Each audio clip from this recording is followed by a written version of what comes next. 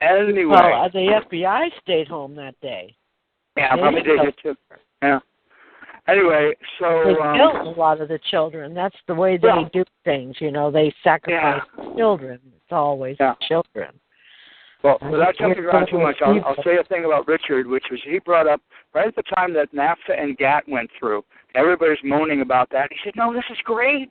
This is great. The more that they put the screws to us and to other people, you know, the more upset people are going to get, the more they're going to start to get it." Well, it's 20 years later, and still a lot of people aren't getting it.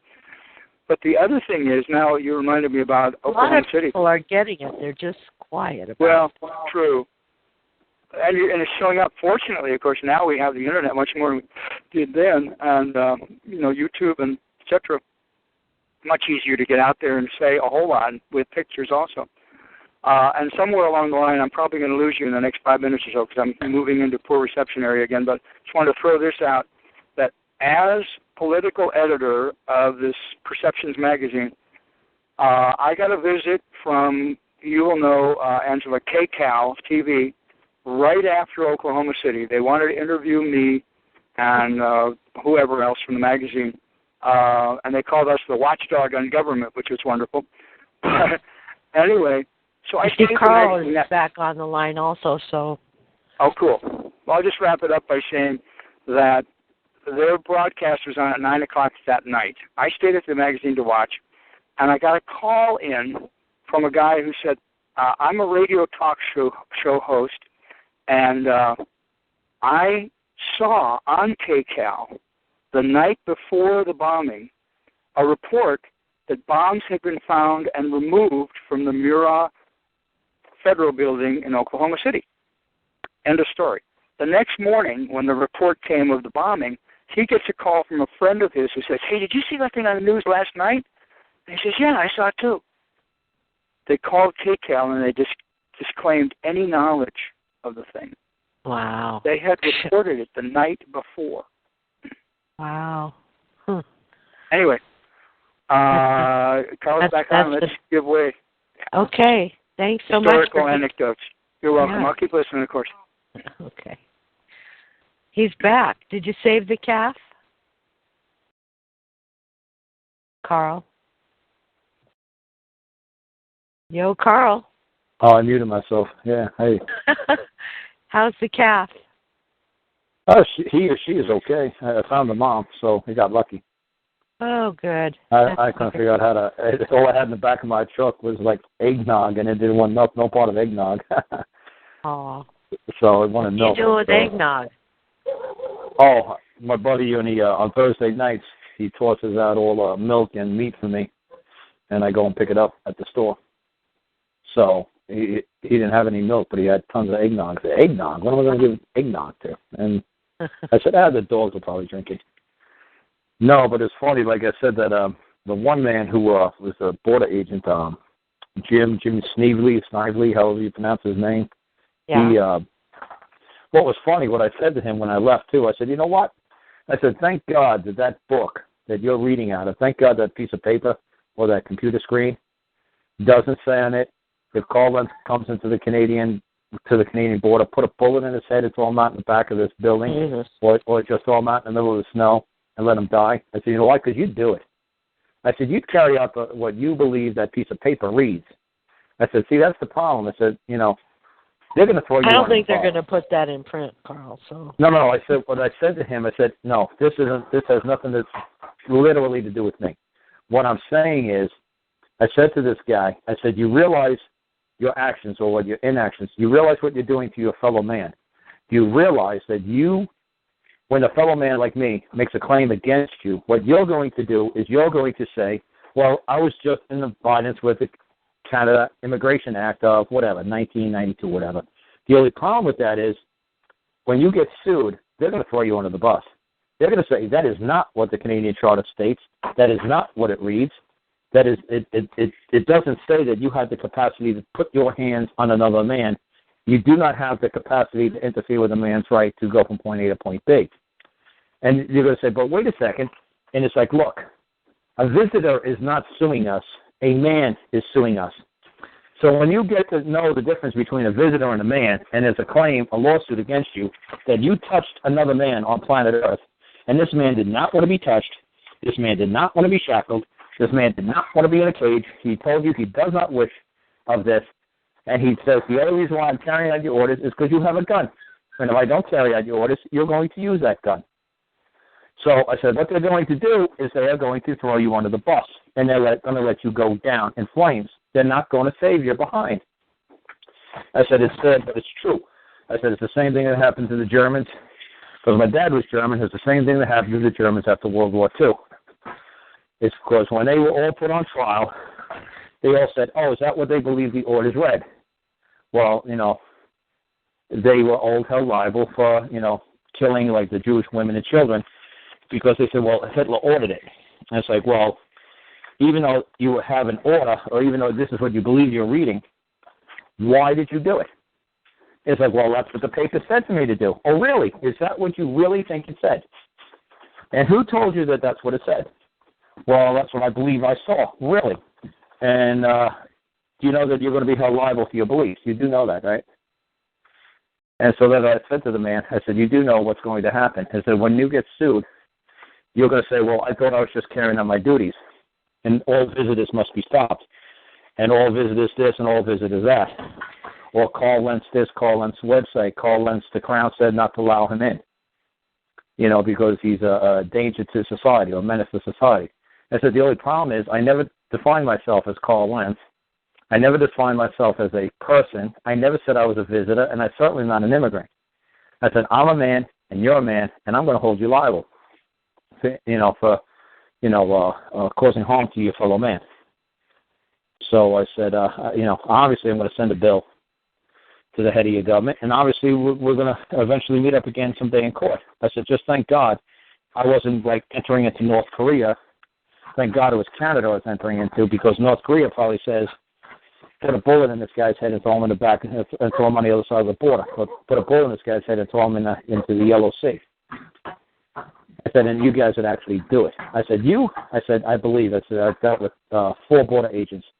I said, to Jim, if it said to, if it comes up on the screen, like a red flag comes up on the screen, and red flags mean kill whoever the red flag, you see the picture? Yes, the picture's Karl Lentz. Yes. The red flag means kill. Dude, you would do it. And you'd have no problem. You do it with a straight face, and you'd say, sorry, dude. No, you wouldn't be sorry. You say, I'm just carrying out orders. And you would put a bullet in my head. I know you. I said, I could just tell. You're that kind of man. You actually get off on doing what you're doing.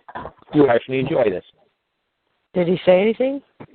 No, because he knew exactly what I was talking about. He knew I could see right through him. The other 3 guys were great. This guy had a statistics streak a mile wide. He enjoyed what he was doing. Someone's asking on the board, so what was the official reason given for refused entry? The only thing that they said to me, because they said that I was not forthright with what my purpose was in Canada. I said, what do you mean I wasn't forthwith or forthright with my purpose in Canada? So what are you talking about? I said, this man, and it's funny, the guy walked past me, and the guy was asking me, so what do you mean I wasn't forthright or forthwith, came forthwith with the information? I said to this man, I travel at my pleasure. I said, I'm here for my pleasure. And I said, there's a man and a son who has a maple syrup company. His dad got in trouble, and they asked me to come up here and aid and assist his dad. That's why I'm here. He says, well, you didn't say that you were going to come here for help him in court or a trial. I said, I'm not going to be in trial with this man. I'm not going to be in court. I cannot stand and speak for my fellow man. He has to stand on his own 2 feet and speak for himself. I said, look, when I handed you my passport, the only thing I said to you was like, I'm a dad and a son asked me to come up to Canada and help them. They have a maple syrup company, and the dad got in trouble, and they need my aid and my assistance. What more do you need me to say? He said, well, you should have explained it in greater detail. I said, are you kidding me? I said, you're lucky I just say I'm here for my pleasure. Why? Because I feel like it. Who am I going to visit? Nobody in particular. I'm just going to go to a hotel up the street for a couple of days, and then I'm going to go home. I could have said that. I didn't say that. I told you what I was here to see. And he said, well, who are you here to see? I told you when you ask me in greater detail in your office, Chris and Alan Bennett, and they should be sitting outside in the lobby right now at the terminal. They should be waiting for me. I said, why don't you go out in the lobby and ask them why I'm here and see if the stories don't match? And that's why I called with Chris, and he said no. His dad was like, oh, I wonder if we should have told them that why Karl was here. And Chris said, no, Dad, I'm glad you told them the truth because I guarantee Karl told them the truth, and they're just coming out here to see if the stories match. Yeah. So the stories all matched. So like I said, the big thing is I said, and like I said, I asked the other Border Patrol agent, I said, honestly, it's because of my website? He said, yes, the Crown scared shitless of you. I said, yeah. That's what it sounds like to me, Yes, they don't want to let you in the country. Right, but that's what I said to these guys. I said, look, you don't seem to understand. I don't need to come to the great white north. I don't have to come to this frozen tundra where a high degree temperature of the day is 5 degrees Fahrenheit. I said, it's not breaking my heart that I can't come and sit up on this gigantic iceberg. I said, it's not breaking my heart that I'm not welcome back here. I said, I could do all this on Skype. I could finish doing up the training DVDs that I'm doing. I could finish writing that freaking book, that simple dictionary for the common man when he walks in the court, how he could bash the fucking Crown. I said, this is what I really need to be going back home. I really don't need to be hugging these people because they really don't need me to hold their hand through court. They're a man. They should be able to conduct their business and walk through the court on their own 2 feet. They shouldn't need me to hold their hand. If I drop dead and die, then what? I said, honestly, it's better for me not to travel around. It's better for me to work from home, work through Skype where I could talk to hundreds or thousands of people at one time. I don't have to talk one person at a time because it's really draining. Yes, it makes me money. Yes, this is how I, can afford to do it. I'm making DVDs and making these books. But this is giving me the ability to do it by dealing with individuals who actually pay me to come there and help them. I said, but honestly, I really need to be home, and I really need to be finishing up what I got to do at home, and I really need to just figure out how to do this through mass communication through YouTube and Skype so I could hit hundreds and thousands and millions of people at one time and get this message out as quick as I can, as fast as I can. I said, that's what I really need to be doing. So honestly, you people really aren't causing me, any stress or really any real dilemma here. I said, honestly, I love being at home. I honestly don't. I said, everybody says, oh, how is merry old England? Oh, how is Canada? I said, I've seen the backside of a cement plant. I went to a couple of courthouses. I was in hotel rooms for 5 weeks. I don't know. I didn't get to see anything. Why? Because I come up here and I work. What do you think I do? You think I'm coming here to be a tourist? No. I come here because the people want me to work. They want me to perform. They want me to write. They want me to teach them. I'm not up here to visit the landscape. I'm not up here to cruise the countryside. I'm not here to take photos. I'm here to work. So I said, it's not really causing me any grief. I said, boy, you're going to get a hell of a bill. I said, because I'm going to get a hell of a claim. But you owe me a hell of a debt because I performed all your services and I carried out all your orders. So what was funny is because I said that even like, say, the man Chris before, I said, look, I have no problem when I was up in Canada saying, I am not a Canadian citizen. You have no jurisdiction and control over me. I am a man. I wish to travel from point A to point B on planet Earth. No border may encumber the man. It's in the UN Charter. You cannot, you better have an affidavit or an affirmation on file from a fellow man. You better have a claim that I've done something wrong. Have I done anything wrong? No. Does anything on that computer screen that you're reading right now say that I've done anything wrong? No. And do I have any outstanding warrants or tickets, or do I have any drugs on my person? Do I have anything illegal in my suitcases? Do I have anything in here that I shouldn't have?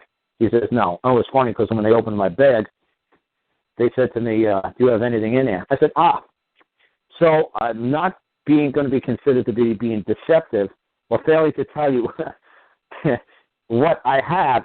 Let me run down a list of everything I have in my bag. So I started going, I know I have a blue pen and some blue markers, and I got a razor blade, and it's blue. And I said I got a pair of sunglasses. It's so funny. I say I don't want you to say that I wasn't forthwith with information, that I withheld something from you. I said I'm going to give you such minute detail of every effing freaking thing I got in that bag. It's going to bore you to tears. So that was funny because they said, well, that's why, we're going to say that you weren't forthwith with what the purpose was that you had here in Canada. I said, so You wanted me to say, well, I figure that when I get off the plane, I'm going to go to the bathroom. I've been trying to hold it in all, so I'm going to go to the bathroom. And then I'm going to brush my hair. And I don't know, maybe I'll yawn. Maybe I'll sneeze. I'm not sure which one I'm going to do first. But then I'm probably going to tie my shoes. Just how much detail did you want me to tell you when I came across the border?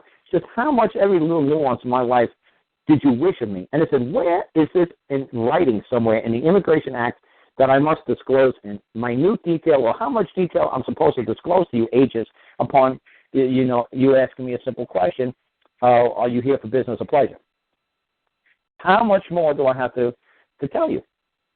I said, look, I know you and I know it has absolutely nothing to do with me saying either business or pleasure. You know and I know because I see the icon of my webpage, the little pawn, and the image of the king or the image of the queen standing behind them. I know as soon as you put my passport in there, my webpage popped up. I said the same thing happened when I crossed into the United States border back in April on the American side. They ran my passport, boom, my webpage popped up.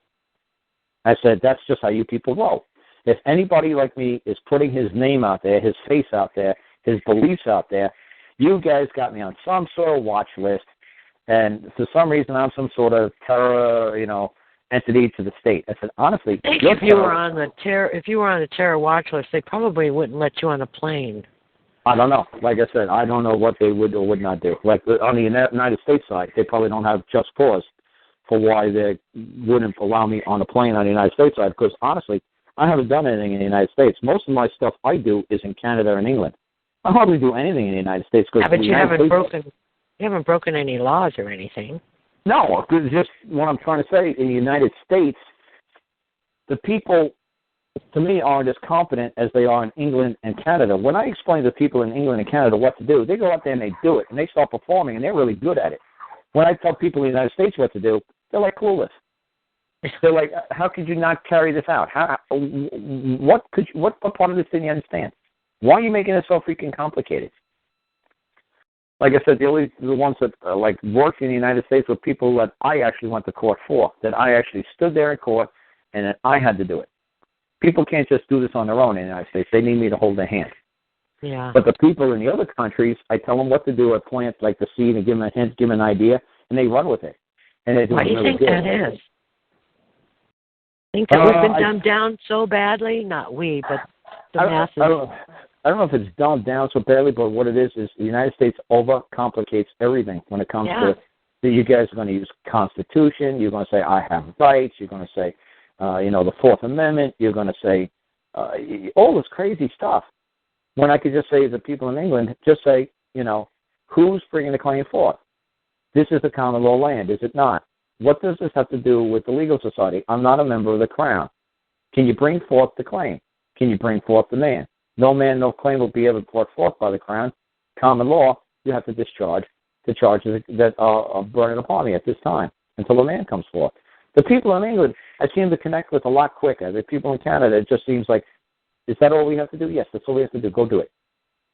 And there's, like I said, one guy over in England, man, he's hysterical. He sent me what he did to the judge. One of the funniest things I remember, the transcript things that he sent to me, he said that he was there to help a man. And he was going to be sentenced to go to jail or prison because he headbutted his neighbor and knocked the guy out. So he was going to go for assault and battery. He was going to jail. So he fired his lawyer and took this guy on to help him. So when this guy came on to help him, he was on sentencing day. So the man walked in with him, like arm in arm, and said to the guy, do not walk away from my side. Do not separate yourself from me. Do not get in the witness box. Don't go in no cube. Stay right next to me. So that way I could talk to you and I could help you and I could guide you through this. Do not wander away. Don't let them separate you from me. So he said he walked arm in arm with this guy, and the look, the head judge, the three panel. If you have been in England, it's like three judges sit up on a bench, and the head guy's the look. Asked him, who is like Mr. McConnell, and neither one of them answered. So they made eye contact, and they asked the man, are you Mr. McConnell? He says, no, I am a man, and I'm here to provide aid and comfort to my fellow man. And the judge said, oh, no, you're not. And the guy said, point in law, A, where in law am I not a man? And B, where in law am I not here to provide aid and comfort for my fellow man? So see, that's like my spiel. The judge said, oh, no, you're not. I'm not what? I'm not a man, or I'm not here to help this guy. What are you talking about? You see what I'm saying? What the English people understand is expressed, not implied. He said to the judge, very simply, I'm a man, period, and I'm here to aid and comfort my fellow man, period. There you go. 2 sentences. The judge said, no, you're not. And the guy said, what do you mean? A, first sentence, that is in error, that I'm not a man. The second sentence, I'm here to aid my fellow man. Where is the error in that? I'm here to aid this man, and I am a man. Like, Judge, what are you going on about, you crazy Looney Tune? Well, what the hell's your problem? What part of being I am man or me to help a fellow man do you not understand? But he didn't get that graphic with the judge, but the judge knew exactly where he was going with it. So he said the judge started to explode, started going crazy, and he said to the judge, sir, Your Honor, you do know we're in a public forum. You do know this is not your private, setting. This is not your private office. This is not your home. You are in the public. I'm a man. You're a man. There's no need to yell at me. I'm standing right here. I did not come to this courthouse today to be yelled at. I'm not going to yell at you. I do not wish for you to yell at me. If you don't have the ability to control yourself, maybe you're just going to have to take a little walk around the block to calm down. But there is no reason to yell at your fellow man. I'm here. I can hear you fine. You're going to have to calm down if you wish to speak to me. So I'm like, this is great. This is how you guys are supposed to be walking in the court. That even though this clown in the black robe thinks he's going to holler, jump up and down, throw a tantrum, you've got to have enough within you to say, wait a second, that clown's a man, but that clown's a woman. I wouldn't let my wife yell at me like that. I wouldn't let my husband yell at me like that. How dare this total stranger thinks they're going to yell at me? What makes them think that they're the 800-pound gorilla and I'm this little banana, this little peanut that's going to get squashed, this little monkey? No, I'm not. I'm a man, he's a man, and he's going to talk to me with respect. He's going to act accordingly. We're going to talk, in a courteous manner to each other. We're not going to go back and start yelling and shouting at each other. I'm not playing this ridiculous game with this man. I'm not doing it. So it was funny because then the judge said, well, I'm going to hold you in contempt of court. I said, go ahead, and I'm going to file a notice in error that I am not in contempt of any court because there is no court being convened at this time. At no time has any man come forth before this court and laid a claim that this man has done any harm. And you're sentencing this man according to Crown guidelines or Crown provisions or Crown code. This man has done nothing to the Crown. He's done absolutely nothing to the Crown. He's done something to his fellow man. Now, he'll compensate his fellow man for any injury or harm, but he has no duty and obligation to be bound by anything that the Crown may impose upon him. He's not a member of the Crown. He's not a member of the legal society. You have no capacity to move against this man, on the Crown side. In common law, yes. Did he harm his fellow man? Yes. So it's so funny. He said the decision of the judge was that the judge came out and said, okay, well, forget about the contempt of court, and we're going to discharge the matter of the Crown against you. But if you pay the man that you headbutted $50, I think that'll satisfy everybody. So $50 is like, whatever, $75, $80. So he said his friend was really happy that he only had to pay $80, and he went home instead of going to jail. So like I said, it's how you carry yourself in court and not being intimidated by this judge and just being able to say, wait a second, you're a man, I'm a man. What's the yelling for? Your microphone doesn't work? Is there some reason why you're yelling? You didn't get enough sleep last night? You want to take some anger management classes? What's wrong with you, Judge? Why are you going on about the way you are? Why can't you calm down? I didn't do anything to you. You got a claim that I've done something wrong to you? No. Then what seems to be the problem? So like I said, if you guys take over the court by just acting like that, it's just the way how you act in public. You tell the judge act accordingly. You're in the public.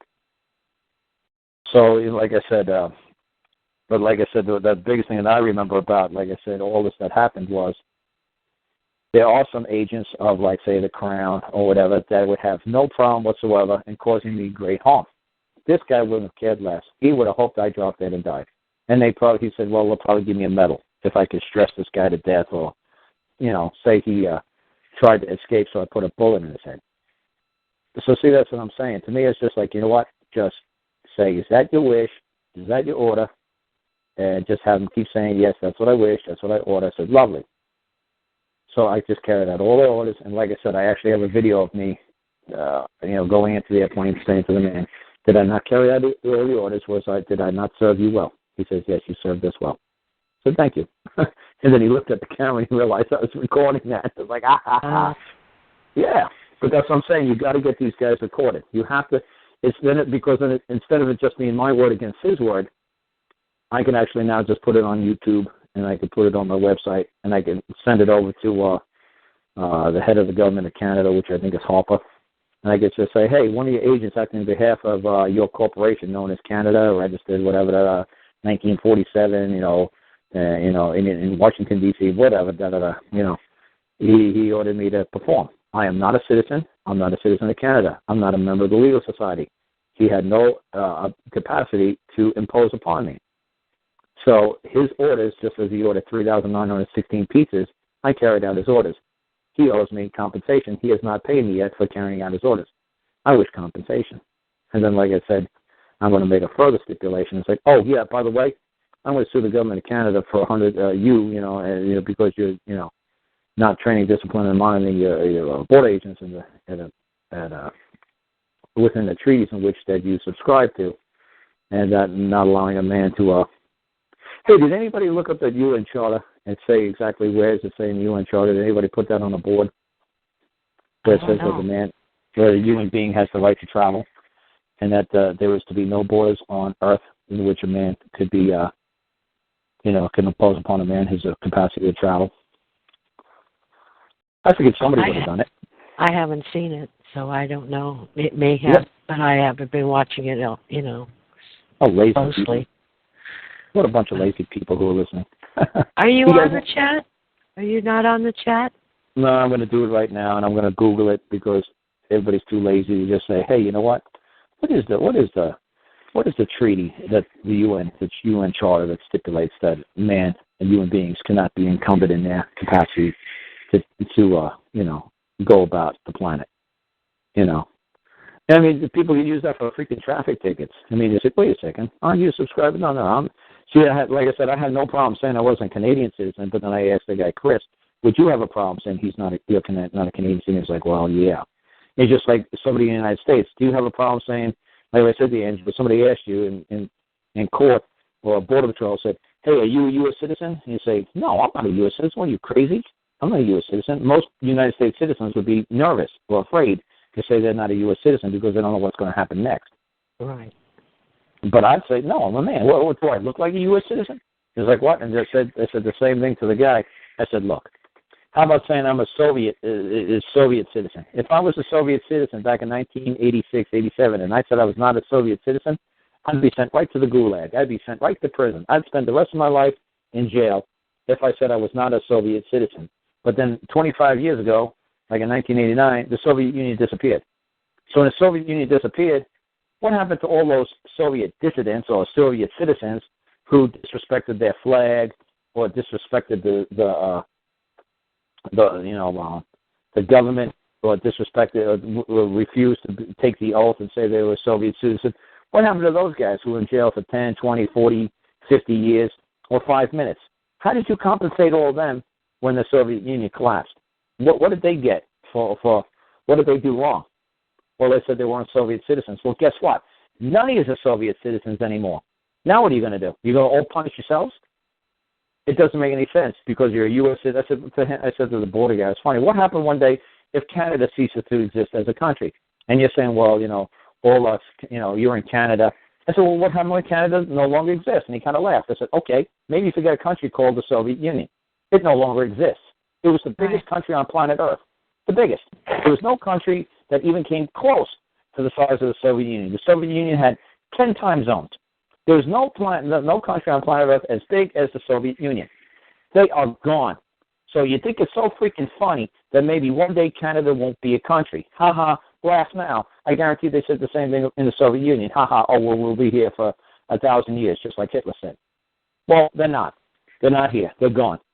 So what happened to everybody who swore allegiance, swore up and down, prayed on stacks of Bibles that they were Soviet citizens? What happened to them? They all woke up the next day and said, wow, what the hell am I? You know what they were? They were still a man. They were still a woman. That's what they were. They were not a Soviet citizen. Guess what? They had to look around and say, oh, my God, what am I? Take a look in the mirror. Oh, damn, I'm a man. Oh, I'm a woman. Well, there you go. I said, why is that so hard to understand the simple concept that you're talking to a man, and you're a man, and you're standing in my way from helping my fellow man? I'm not causing any harm to you. I'm not causing harm to any of the people of Canada. There's not one man or woman within this border known as Canada that's going to ever come here to this building, put his hand up and swear in front of you that by me helping this man in the next week or two is going to cause any injury, harm, or accrual of any loss to any man or woman in Canada. It's not. No, it'll never happen. So what is the big fear? You know what, Carl? People are so brainwashed into believing they're their name and their occupation, that they don't realize that basically the thing they are is a man or a woman. They're like you said, they got a tendency to complicate things, and that's the name and the job and, the stuff you have makes the people who they are. At least that's the way I see them. That's the way they think. Right, because like I said to the man, I said, look, you're wearing a uniform and a badge. And I said, say you take me down to Tibet or you take me to the Aboriginals down in Australia. And they got no freaking idea what a badge is. They got no idea what a uniform is. But they see me standing next to you. And they see me in handcuffs and shackles and chains. And they see you standing next to me.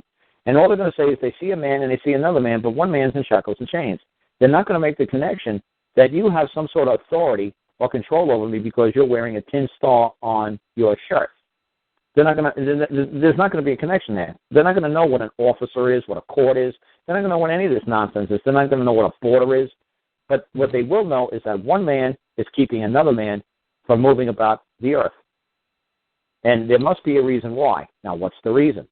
There must be a reason because that other man must be afraid of allowing that other man to move. Now, what's your fear? Why are you afraid to allow me to move? What do you believe I'm going to do? I said, Canada's not afraid of what I'm going to do with my hands. The Canadian government's not afraid of what I'm going to do with my feet. Canada's afraid of what I'm going to do with my mind. Canada's afraid of what I'm going to do with my mouth. I said, so it's my mind and my mouth that has the Canadian government scared shitless. So, what's the danger here? That I've got the capacity to think, that I got the capacity to spread knowledge that the Canadian government might not like. I said, this is pretty pathetic. They should like me. I love when people get on my show and say, look, bash me, crush me, tell me I'm a total fraud, show me that I'm no good, show me how my way doesn't work, show me how your way is so much better. You know what? I'll wrap up my show. I'll retire. I'll go hang out on my farm, and you'll never hear from me ever again. Somebody take the crown, somebody take the title, and run with it. Show me how much better life could be without Paul's beliefs, with your beliefs. Now, you propose your beliefs, and you show people how it'd be so much better if we did it your way, and I'll follow you. I said, it's very stressful for me to be the one that everybody's following. I said, because they're going to come after me. They're going to come after the top guy. They're not going to come after the second guy, the third guy, the fourth guy. If the second, third, or fourth guy gets in trouble, they're going to say, where'd you get this from? They'll say, I got it from Carl. So they're going to say, okay, tell us everything about Carl and we'll let you go. They're going to tell them everything about me. So it's always the top guy that goes down. You don't see Dean Clifford's number 2 and number 3 guy going down. No, Dean's down. You don't see Gordon Hall go down. You don't see everybody else going down. You see the top guy go down. So that's what I said. This creates no. I said somebody come on my show and just totally destroy me. So like they said to Canada, they should be grateful that somebody comes in there and says, look, let's stir this up. Let's bring new thoughts. Let's bring new ideas. Let's see if we can create a better society. Let's see if we could create benefit to man or woman. Let's entertain his beliefs. Let's entertain his thoughts. Let's see what he has to offer. No, they're like, no, we like it our way. We got these people totally under control. They're totally, mannequins.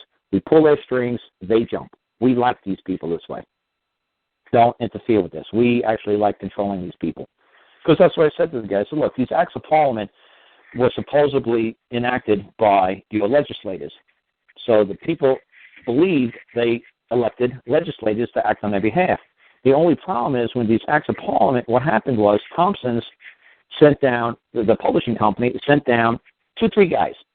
And these 2 or 3 guys unrolled the Act of Parliament, and they looked at it and said, no, you know what, this benefits man too much. How can we make it, how can we pervert this? How can we change this? How can we codify this public law, this act, for the benefit of the legal society? Let's see how we can manipulate this and totally construe it into the manner we believe is more beneficial to the legal society or the crown, and how we could F the queen and F the people. How can we do this? Let's see. And then they're going to manipulate it and change it to codify it and read it any way they wish it to be. And then you, a guy like you, an agent of the crown, is going to open up the book, and he's going to say, well, according to the Immigration Act, I said, you're not reading the Immigration Act. You're reading a codification of it. You're reading a chapter of a codification of a code of what you believe is the Immigration Act. I said, what is the Immigration Act? He says, well, I don't have a copy of it. I said, that's right. And even if you had a copy, it's not the true act, because the true act is enrolled somewhere in Ottawa.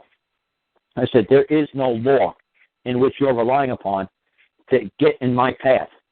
You're just making this up as you go. I said, I know you have no effing clue what the Immigration Act truly reads. 1, you don't have a copy of it here. 2, you didn't write it. So if you didn't write it, how do you know what it really means? It's just like when you're looking at a Picasso painting. What do you think it really means? I don't know. When you read the Bible, what does it mean? And everybody reads the Bible. They have their own beliefs that they put into it. They have their own interpretations. It's whatever you believe it is. So you're telling me that you believe the Immigration Act says that Karl Lentz can't do this. I said, I guarantee it has nothing to do with the Immigration Act. I guarantee when you popped up my name, it came in that thing. It says, the Crown says, do not allow this man access to this country, and make up whatever bullshit excuse you got to make up, but turn this man around and throw him back on a plane and send his ass back home. I guarantee there's not one thing that says that I've done anything wrong, other than they don't want me to speak up here. They don't want me to talk to any man or woman up here in Canada. They're going to try to secure the border, because the only problem is we got the internet nowadays. You people are screwed. You're an undesirable. Great, that's even better. I said, I hope I'm unloved, unwanted, and undesirable. That's lovely. You couldn't care less. The only problem is that we got the internet. The only problem is that now the internet is flooded with tons of my videos and Craig Lynch, little clips that he's done over the year or two, that he's been taking my shows apart and been putting all my little nuggets all over the internet. People in Malaysia have websites about me. I mean, it's ridiculous. You can't stop this. The Canadian government, what are you going to do? You're going to say, well, just because this man physically is not standing in some town called Sac, Saskatchewan, you think that really has an impact? I'm going to a little tiny town called Sac, Saskatchewan. I don't even know where that is on a map. I could take a guess, but I never made it there, so I'm only guessing with it. What makes you think that me being at a little tiny courthouse in Sac, Saskatchewan, had any impact on the Canadian government whatsoever? I don't have an effing clue. Because all this guy I was up there to help him for is that he was on private property. He's going to start something called the Sugar Shack in the center of town. It's like going to be a candy store, maple syrup kind of store. And behind his store, it's not open for business yet. It's still under construction. He was asleep in his truck. And he was drinking a beer, and he fell asleep. It was a nice day in the summertime, and it was nice and warm. He fell asleep, and one of his legs was outside the door. And the cop stopped and said, asked him if he was all right. He said, yes, I'm all right. And then the cop started up his truck to see if it had the key and the ignition and see if it could run. And he got arrested for DUI, for driving while under the influence, or, the ability to drive while under the influence. Wow. And it's ridiculous. The man was in his own driveway. So I explained to the man, look, what does your lawyer want you to do? He says, well, the Crown wants to put me in jail for 2 years, less 1 day. And my attorney wants me to take the pleading and plead guilty, but they'll set the sentencing off for 6 months, so I won't have to start my prison sentence until next May. Oh, I said, it's ridiculous. I said, is that what you wish to do? He says, no. I said, okay. Let me explain the difference between private and public, when it's considered public and when it's considered private. I said, say you have a candy store, and you want to dance around butt naked at the candy store at 2 o'clock. Okay, 2 o'clock a.m., when the store's closed, you could dance around your lollipop candy counter buck naked, because there is no public, there is no children, there's nobody who's going to witness you doing this in your store, because it's after hours, it's closed. But at 2 p.m., there might be women and children in your store, and you better not be dancing down Lollipop Lane butt naked in front of all these people of the public. The police will come in because they're there to protect the public from your behavior, from your acts. So that's when it becomes public property. But when the store is closed, it reverts back to private, just like Walmart. The police will come in during the daytime, but at night they better have security guards, because the police don't have to respond to a burglar alarm going off at 2 o'clock in the morning at a private residence. But in public, they do. So he said, okay, so why can't you make an attorney understand this simple, basic concept? He says, well, my attorney just wants to, do as the court wishes. Throw him under the bus. Throw him under the bus, yeah. That's what his attorney wants him to do. So he said to me, I said, look, I don't know how to explain this to you. I said, let me write some very simple, basic paperwork that you need to get into the court, because Tuesday is pleading day. I said, all you need to do is his attorney. He said to his attorney that he wants his attorney to be co-counsel. He doesn't want his attorney to be, acting in his behalf. So as soon as he gave that notice to his attorney said, I'm going to withdraw. So I said, you know what? Allow him to withdraw on Tuesday. Tell him that there was an obstruction of justice. You had a lay advisor coming from the United States to give you aid, but the Border Patrol would not allow him to appear. If you wish me to appear, tell the judge that you wish to order a summons for me to appear in your Canadian court. And then I'll be given a summons, and then when I get to the Border Patrol will have to let me through the border, because they cannot stop a man from going to court. They can't, with it, I guarantee in Canada it's the same rules as the United States. I don't care if you're on death row in Ohio. If somebody summons you to appear as a witness in California for a murder, they're going to take you from Ohio, just like they did with Gordon Hall. They're going to take you and they're going to transport you to bear witness in another courtroom for another trial. I said, so tell them that you want me to be summoned to appear before this court. And then when I get to the Canadian border, I'll say, look, I've got a summons to appear at Kamsack County Court on Tuesday. You can't interfere with the summons. I have to appear before this court. So I said, you can try that. Try summons me, because I know in the United States it works. And if a man's in jail and he gets summoned, he has to appear. I don't care if the President of the United States is summoned into court. It was not Jennifer Flowers, is the other lady who sued the President of the United States. And he actually took it all the way to the Supreme Court. The Supreme Court ruled against who's that other lady that he messed around with? Monica Lewinsky? No, not Monica, not Jennifer Flowers. There was another lady that messed around with. But anyway, he was ordered to appear in an Arkansas civil court, for a civil suit. And Paula Jones. Jones, that's it. Vital Rights. Put it in the chat. So thank you, Vital Rights. All Paula Jones made a civil lawsuit, like a civil lawsuit, not a lot of money. She made a civil suit against the guy that he flashed himself when he was the governor of Arkansas, when she was a hotel receptionist or something like that. She brought a towel to his room, he flashed himself, and she sued him for stress or whatever. She sued him for $50, $5,000, whatever it was. And he's like, wait a second, I'm the sitting president of the United States. I'm not going to Arkansas for a civil lawsuit for $50. This is ridiculous.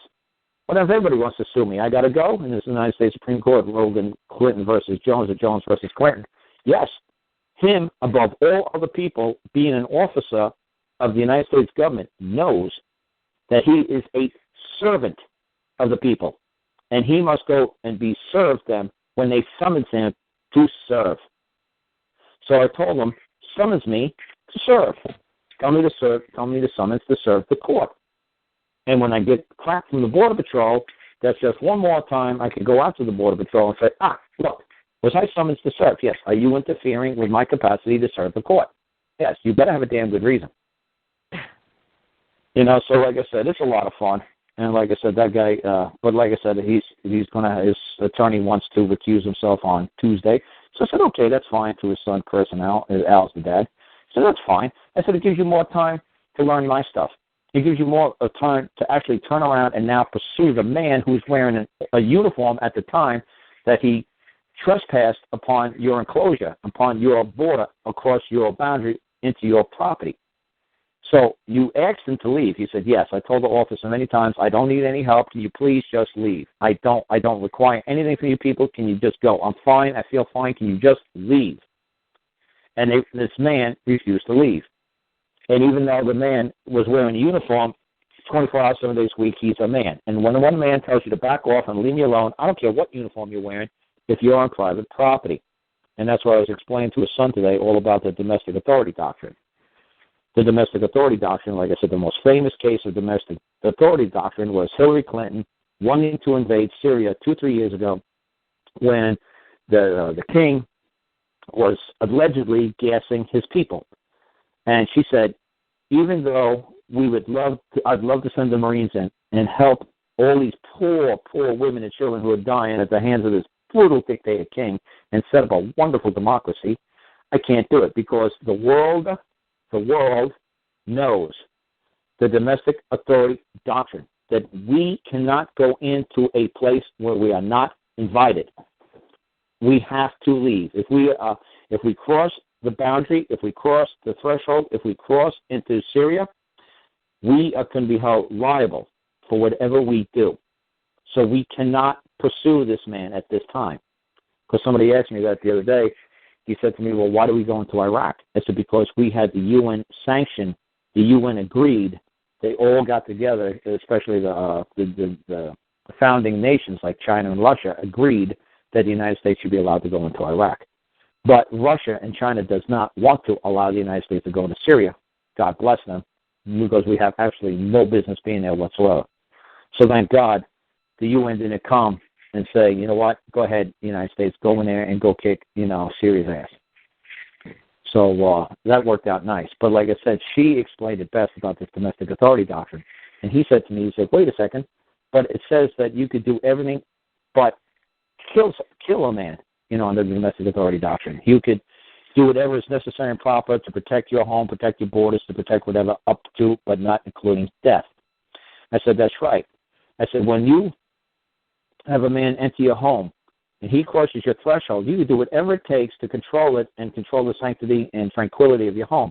If somebody in your family, like a citizen, a member of your family, gets out of line, you can do whatever the hell you have to do to that citizen, just like they do to us. They put us in handcuffs, they put us in a cage, they put us in shackles. You could do the same thing within your domestic borders. You could put any family member, any citizen, any person that's in your house, any man or woman, you could, if you are the one in control, you are the president, you are the executive, you are the top dog, you could do whatever is necessary and proper. You're the captain of the ship. You got to maintain proper order on the ship. You don't want to mutiny. You can put everybody in a freaking brig if you have to.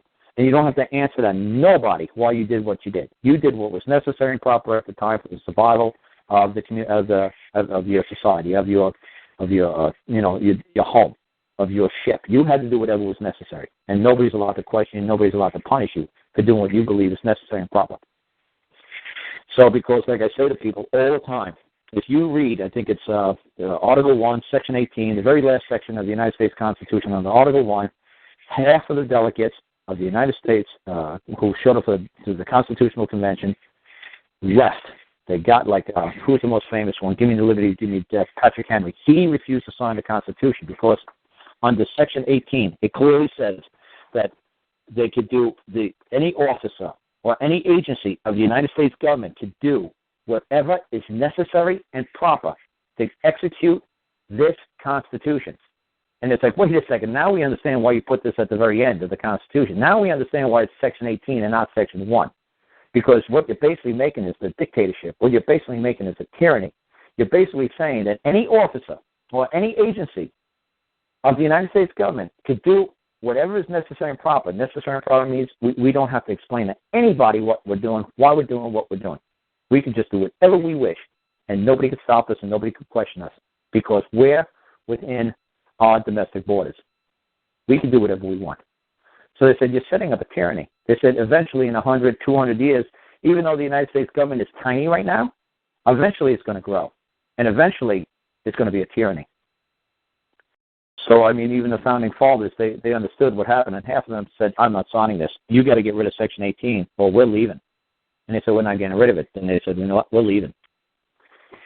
So like I said, it's a lot of fun, knowing history, and like I said about the domestic authority doctrine, when somebody crosses into your border, like say somebody comes across this fence line now, I could do whatever it takes to stop them from messing with the cattle or whatever, or messing with my dogs or cats. I could stop them, but I can't kill them. I got to have a damn good reason why I killed them. So that's what it says about the domestic authority doctrine, that you can do whatever is necessary and proper to secure and protect your home, your border, but everything up to, but not, including death. Because you better have it, like I said, you better have a damn good reason why. Like that guy in Milwaukee who sat in his basement and waited for these two teenagers, this like 17-year-old teenage girl, 19-year-old teenage boy. They came into his basement, and he shot and killed him. And then, the boy was still alive, and he shot the boy 3 more times and said, here's a couple more for you. That was just insane. And he said, look, they broke into my house. I did whatever was ever necessary and proper, because I'm getting tired of these little bastards, stealing from me. And they said, you're insane. You can't just, say, well, it's in my border, it's my home, it's my, my kingdom, my castle. I'll do as I wish. It's like, yeah, not up including, death. You can't do that. We'll accept just about everything else. Like, well, I put the kid in handcuffs. I tied the kid down. I tasered him. I pepper sprayed him. But you better have a damn good reason why you ended this kid's life. Because, here you go, domestic authority doctrine under Black's Law Dictionary, the 8th edition, 2004, page 522. It says the legal power to use non-deadly force when reasonably necessary to protect a person for whom one is responsible, like, say, your child, your wife, your husband. If your husband's going nutty because he's drunk, or your wife's going nutty, or your child's going nutty, it says the legal power to use non-deadly force when reasonably necessary to protect a person from whom one is responsible. So it's like, well, look, she's responsible for me, I'm responsible for her. If I got to control them with non-deadly force, that's what I'm going to do. And that's what power is. Power means the ability to touch another man or woman. Power means the capacity to use force. That's what power is on another man. And number 2, it says a defense allowing a person reasonable or responsible for another, such as a parent responsible for a child, to use non-deadly force when reasonably necessary to protect the person being cared for. And the cases are the Chorus Juris Secundum, assault and battery, section 22 and section 93. So like I said, and what I tell people is, you don't cite these word for word, like the Black's Law Dictionary. I said, I don't use these when I say that the reason why I did what I did is according to the domestic authority doctrine. What I say to people is like, look, not only do I believe that man, even though he's wearing uniform, trespassed upon private property, he breached the enclosure. I told him I wished to be let alone. There was absolutely no duty, obligation, or responsibility he had, to carry out, because I was under my domestic authority. He was in my property. I was not in the public. I was not wandering, in the public at large. I was here at home. There was no reason for him to come into my property because, like I said, the United States, I know they have some sort of a ruling from the United States Supreme Court that your automobile, your car, your truck is an extension of your home. It is still considered your personal space, your personal property. So it's no different than a cop just walking into the man's house or seeing a foot hanging out his front door and say, hey, man, I see your leg is hanging out your front door or your leg is hanging out your bedroom window. What's going on? Well, okay. Oh, you're drunk? Oh, you're drunk. You're going to go to jail with us. Why? Well, because you're drunk in public. It's like, I'm not in the public. I'm at home. Well, you're still going to go to jail with us because, you were drunk. It's like, look, I'm in my house. And like I said, a car or a truck is an extension of your house. You're in private property. So, like I said, it would be nice if, like I said, if the man carries that out, we'll find out. He's going to go to court on Tuesday, and I'll let you guys know how this proceeds. But I think this should be an incredibly simple case. This is like, this makes no sense. And I said to him, I said, look, you got to get, he was going to go talk to the Crown prosecutor. I said, no, don't do that. They're just going to think you're a clown. I said, you got to put it in writing, and you got to put it, hand it to the Crown prosecutor. If you want to put it in before a pleading day, that's fine. Put it in on Friday or put it in on Monday, whatever, that's fine. Put it in writing and present it to the Crown. prior to the day of pleading. That's fine. And maybe you could squash this thing before it gets out of hand, before it starts getting sillier. Because, like I said, he wants to give the man 2 years minus 1 day. It's 2 years less 1 day. That's what they call it in Canada. Of course, if you get 2 years, you go to federal prison. If you got 2 years, I think you just go to like a jail. But believe it or not, it's better to go to a federal prison than it is to go to a jail because they got much better accommodations. Well, I don't think he should go at all, for crying out loud. Oh, he was behind his own business, in his car or truck. You know, what? It's ridiculous. Like you said, it wasn't open for business, was it? No, he's still under construction. Yeah, you know, so. Yeah, and like like I said, it's just ridiculous. You know, they're trying to generate revenue. That's all. I have no idea. Just the sheer. I have no idea just the sheer why they want to have such control over their people. It's crazy. I mean, that's a little bit too much of a control freak.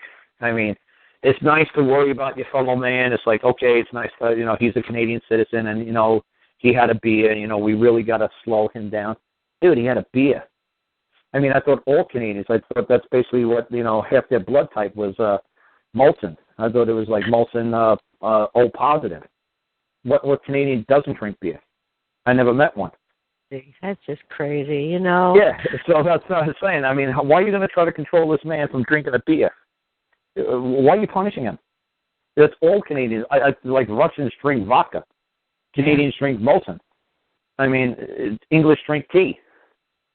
What did this man do that was so out of the ordinary? Nothing. Yeah. Who did he harm?